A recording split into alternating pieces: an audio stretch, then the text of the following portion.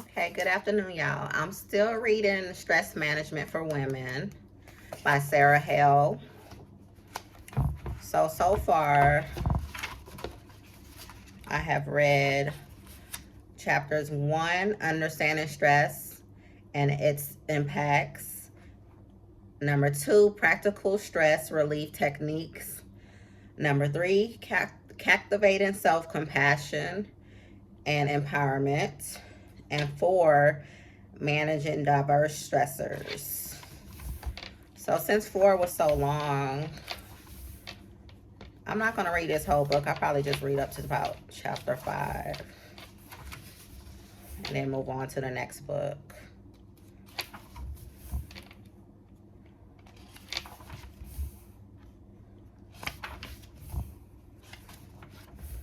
Maybe I might read, because this is a good book to read.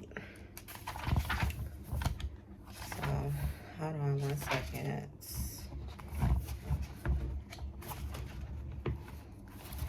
So this is chapter 4. I don't know if I read the whole chapter 4. Or did I read all of it?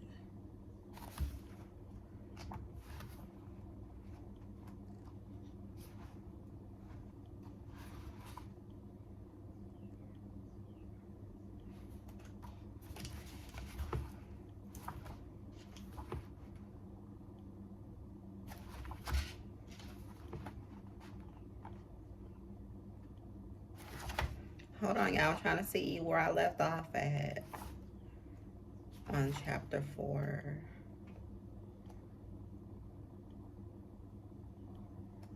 I remember reading that part.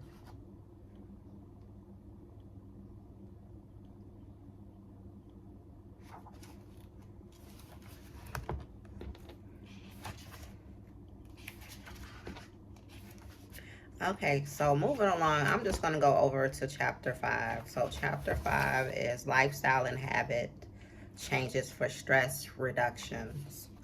So I'm going to read some of chapter 5. Let me see how long it is. Chapter 5 might be kind of long too. So I'm going to probably do up to about 4 pages of chapter 5. And then come back to read the rest. Okay, lifestyle and habit changes for stress reduction. Imagine waking up and first thing you do is reach for your phone, scrolling through emails, news, and social media. I do that all the time. Before you even step out of bed, you bombarded with information. Much of it is stressful or anxiety inducing. This constant connectivity can feel overwhelmed, like you're tied to endless demands. I broke the habit of picking up the phone even when leaving the bed. I decided there would be time to learn about whatever I needed to know. In the meantime, I needed to know. In the meantime, I wanted to start my day fresh. Grateful to be alive and do unusual early morning activities.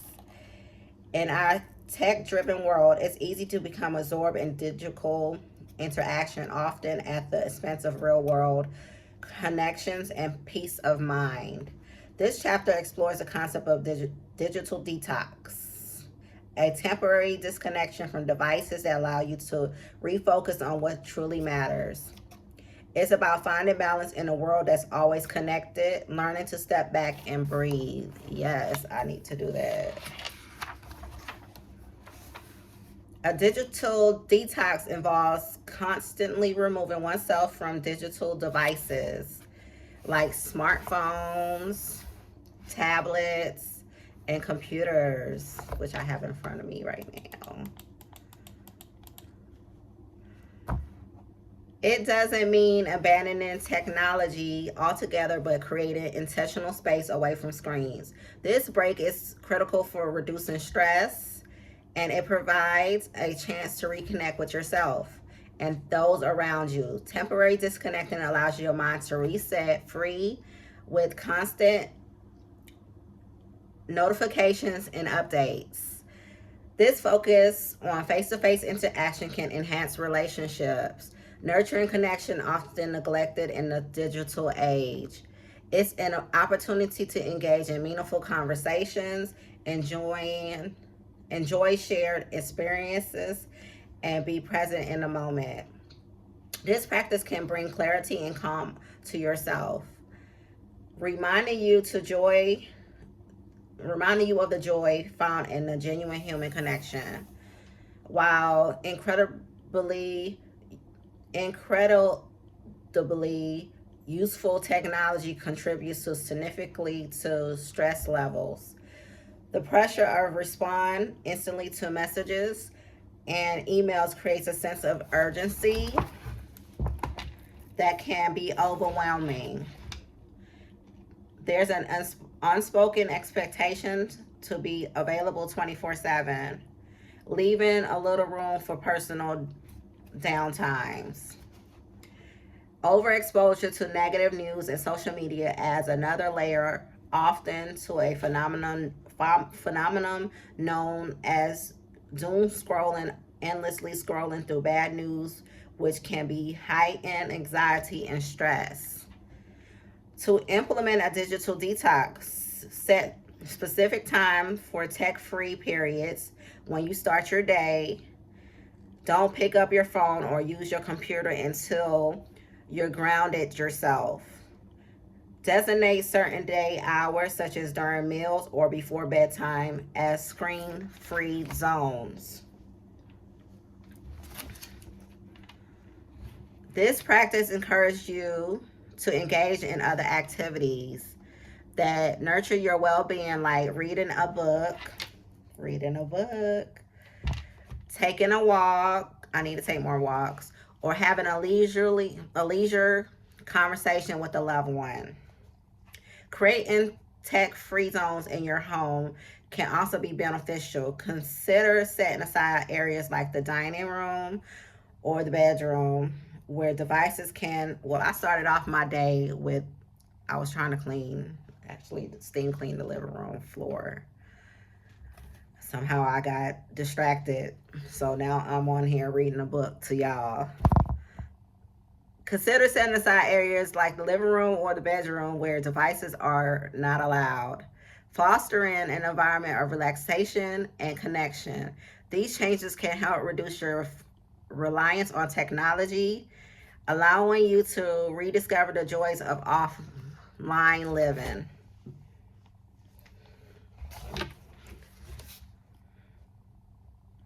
Developing sustainable digital habits is critical for maintaining a balanced relationship with technology post-detox. Limiting social media usage to specific times of the day can prevent it from consuming your attention. Use built-in app timers to monitor and control. I actually do have that on my TikTok app, the timers. So I'll only probably spend about 4 hours at the most on it sometimes, and then once it reached that 4 hours, it reminds me, and it also reminds me before the 4 hours that I need a break. So I do have it on like that on a timer. Okay, use built-in timers to monitor and control your screen time, ensuring it doesn't interfere with your other aspect of life.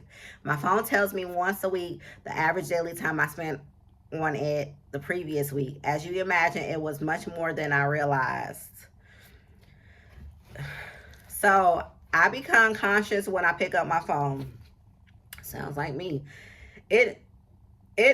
Okay, is it to connect with someone, or am I using it to distract myself? I've managed to start slowly reducing the average daily time I spend on the phone. Since I work on the computer to handle my clients and for writing, I take many breaks throughout the day and rest my eyes. I'm an avid reader, so I rarely return to the PC after dinner. Engaging in digital mindfulness practice can also enhance your tech experience. These practices include being intentional about digital interaction and consuming content that enriches rather than drains you. Consider subscribing to positive educational feeds and unfollowing accounts that trigger stress or negativity. I had to do that on my TikTok.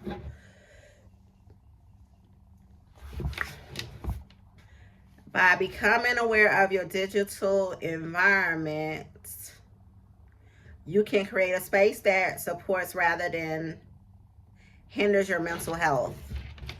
Unsubscribe to all emails that don't support your current well-being.